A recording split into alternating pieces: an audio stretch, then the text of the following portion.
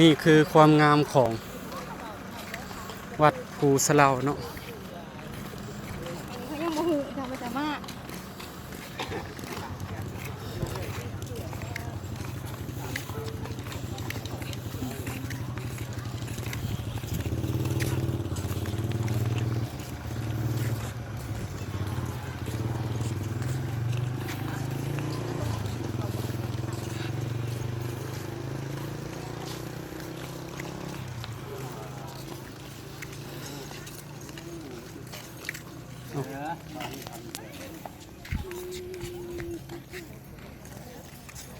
มาซีมาผิดไปสักอ่ะ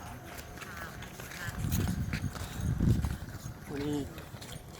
แม่ลายนี่คือความงามของวัดภูสะเลามันมีแต่ห้องหรอพูดเนี่ยอันนี้เหรอ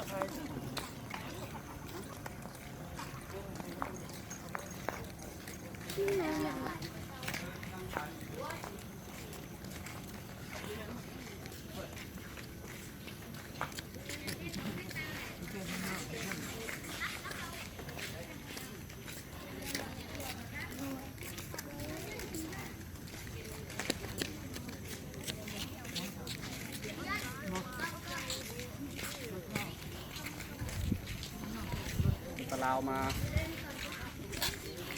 ลิ่นพูดจะตะลาวมันนี่พูดสะเลามันนี่เมื่อยหลายแล้วบรรยากาศมื้อนี้ก็แบบ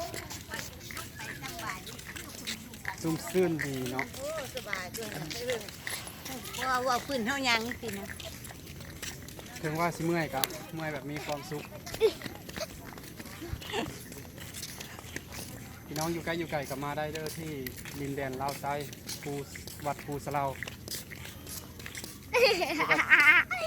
บริบอกถึงรายละเอียดหลายแต่ว่าดินแดนลาวใต้วัดภูสะเลาใครอยากมาเที่ยวมาชมก็มาเบิ่งได้ที่ว่าการถ่ายจุดนี้เนาะจุดนี้แค่นั้น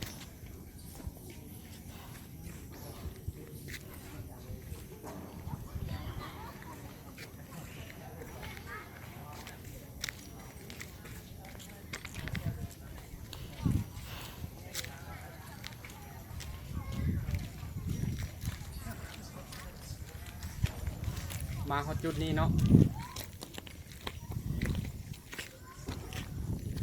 มาฮอดจุดนี้เจ้าปลาก็ต้องได้ลาแต่เพียงสับนี้ผู้ใดอยากมาวัดภูสะเลาก็มาได้เด้อที่ดินแดน